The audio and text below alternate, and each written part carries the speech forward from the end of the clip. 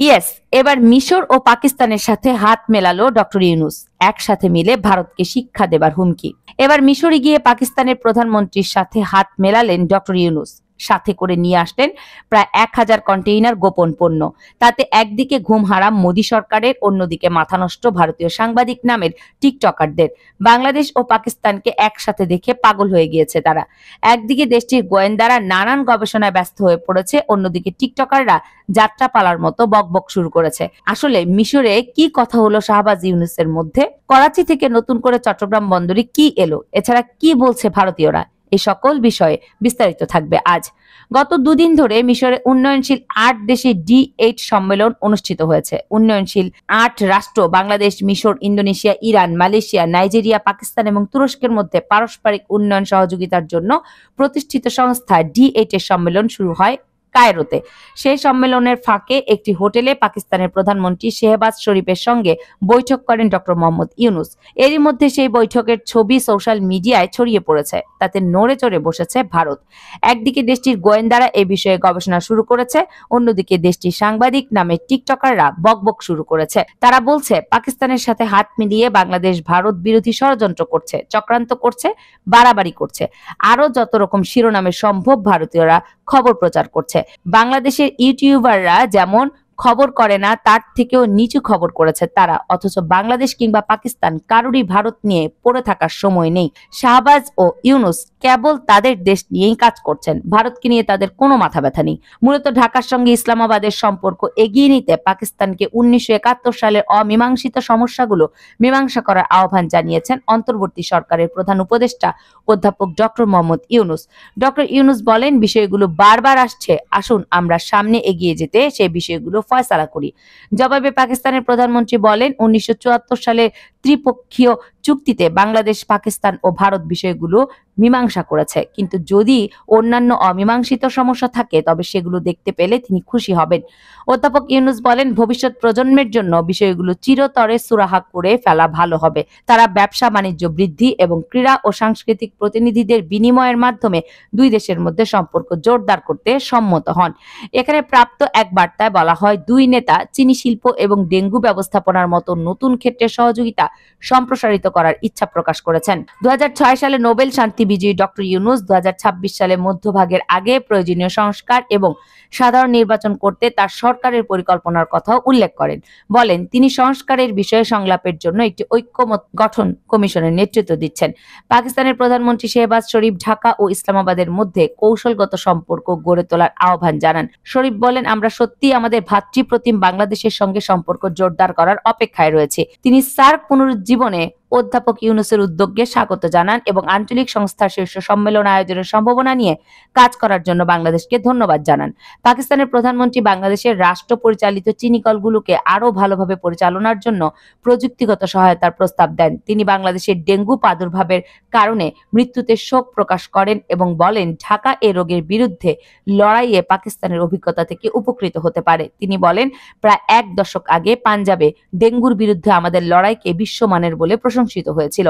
বাংলাদেশি কর্মকর্তাদের সঙ্গে আমাদের অভিজ্ঞতা শেয়ার করার জন্য আমরা বাংলাদেশে প্রতিনিধি দল পাঠাতে পারি। অধ্যাপক ইউনূস শরীফকে তার সমর্থনের জন্য ধন্যবাদ জানান এবং আশা করেন পাকিস্তান ও বাংলাদেশ এ প্রচেষ্টা অব্যাহত রাখবে। এসবের মধ্যেই করাচি থেকে আরো একটি জাহাজ চট্টগ্রাম বন্দরে ভিড়েছে। এ নিয়েও ভারতের মাথা ব্যথা শুরু হয়ে গেছে। পাকিস্তান থেকে কি আনলো বাংলাদেশ? গোপন অস্ত্র নাকি? ভারতে হামলা করবে নাকি? নানান গুঞ্জন তাদের মধ্যে। পাকিস্তান থেকে জাহাজ করে পণ্য বাংলাদেশে পৌঁছেছিল কয়েকদিন আগেই। তা নিয়ে সামাজিক মাধ্যমে বেশ শোরগোল পড়ে গিয়েছিল। ফের সে একই জাহাজ করাচি থেকে চট্টগ্রামে আসছে দ্বিগুণেরও বেশি পণ্য নিয়ে। শুক্রবারই জাহাজটি চট্টগ্রাম বন্দরে জলসীমায় পৌঁছাবে বলে জানিয়েছে বন্দর কর্তৃপক্ষ। তবে প্রশ্ন উঠেছে, কি আছে এবারের জাহাজে?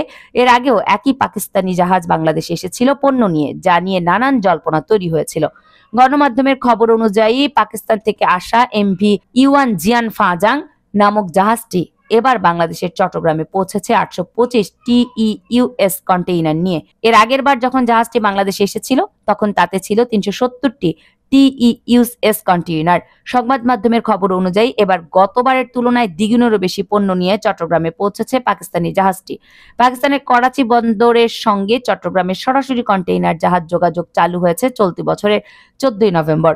সেবার যে 370টি TEUS কন্টেইনার বাংলাদেশে পৌঁছেছিল তার মধ্যে 297টি TEUS কন্টেইনার এসেছিল পাকিস্তান থেকে। বাকি 73টি কন্টেইনার সংযুক্ত আরব আমিরাত থেকে বাংলাদেশে নিয়ে গিয়েছিল। MV ইউয়ান জিয়ান ফাজাং দ্বিতীয়বারের মতো গত 11 ডিসেম্বর পাকিস্তানের করাচি বন্দর থেকে বাংলাদেশের উদ্দেশ্যে রওনা দেয়। MV ইউয়ান জিয়ান ফাজাং জাহাজ রিপোর্ট অনুযায়ী গত বুধবারে বঙ্গোপসাগরে ঢুকেছে জাহাজটি। এই আবহে মনে করা হচ্ছে আগামী শনি কিংবা রোববার চট্টগ্রাম বন্দরে পণ্য খালাস করতে পারে MV ইউয়ান জিয়ান ফাজাং। পণ্য খালাস করে সোমবার নাগাদ জাহাজটি চট্টগ্রাম বন্দর ছাড়তে পারে বলে মনে করা হচ্ছে।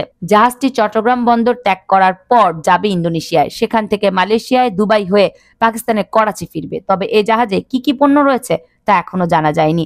এ নিয়ে চট্টগ্রাম বন্দর কর্তৃপক্ষের তরফে জানানো হয়েছে, শিপিং সংস্থাটি অনলাইনে জানাবে যে তাদের জাহাজের কন্টেইনারে কি কি পণ্য আছে। তবে দিন শেষে বাংলাদেশ পাকিস্তান থেকে যা মন চায় আনুক, ডক্টর ইউনূস শাহবাজের সাথে যা মন চায় আলোচনা করুক, তাতে ভারতের কি সমস্যা ভাই?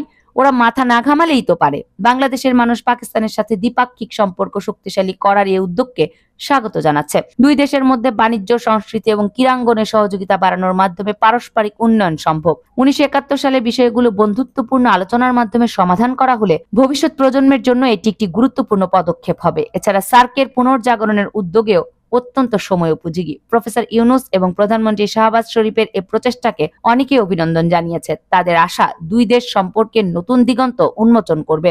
বিপরীতে হাসিনার দোসররা মুক্তিযুদ্ধের চেতনা বিক্রি করে বলছে 30 লক্ষ শহীদ, কোটি মুক্তিযোদ্ধা, 2 লক্ষ মা বোনের সম্ভ্রমের বিনিময়ে অর্জিত লাল সবুজের পতাকা রাজাকার ও রাজাকারের বাচ্চাদের হাতে তুলে দেবার জন্য ডক্টর ইউনূস সরকারকে ধন্যবাদ। শুধুমাত্র 71-এর জামায়াত ও এর অঙ্গ সংগঠন রাজাকার, আল বদর, আল শামসের সদস্য ও তাদের বাচ্চারা ছাড়া পাকিস্তান শব্দটি এই বাংলার সবচেয়ে ঘৃণিত নাম বলেও মন্তব্য করছে আফসোস লীগ। হাসিনার দোসর হয়েও কেউ কেউ বলছে রাজাকারদের পুনর্বাসন করার জন্য আমরা 24-এর আন্দোলন করিনি। আর নিরপেক্ষ বিশ্লেষকরা বলছেন পররাষ্ট্রনীতিতে কেউ কারো স্থায়ী বন্ধুও না, আবার শত্রুও না। সেই হিসেবে আমরা আমাদের প্রয়োজনে পাকিস্তানের সাথে সম্পর্ক করতে পারি, আবার ভারতের সাথে শত্রুতাও। এখানে প্রথম প্রায়োরিটি হবে আমাদের স্বাধীনতা ও সার্বভৌম নিরাপত্তা নিশ্চিত করা ও অর্থনৈতিক চাহিদা পূরণ করা। তাদের মতে বাংলাদেশের অভ্যন্তরীণ বিষয়ে ভারতের নাক গলানো বন্ধ করতে, বাংলাদেশের ভারতের আধিপত্য বিস্তার প্রতিরোধ করতে এবং বাংলাদেশের সার্বভৌমত্ব নিরাপদ রাখতে বাংলাদেশ পাকিস্তান সামরিক ও পারমাণবিক চুক্তি করতে হবে। বাংলাদেশে ভারতের আগ্রাসন রুখতে চীন, বাংলাদেশ, পাকিস্তান আঞ্চলিক নিরাপত্তা সামরিক চুক্তি করতে হবে। একই কথা আমরাও দীর্ঘদিন ধরে বলে আসছি। পান থেকে চুন খসলেই ভারত যেহেতু বাড়াবাড়ি শুরু করে, সেহেতু আমাদেরও উচিত পারমাণবিক চুক্তি করা। তাহলেই কেবল তারা আমাদের সত্যিকার অর্থেই ভয় পাবে।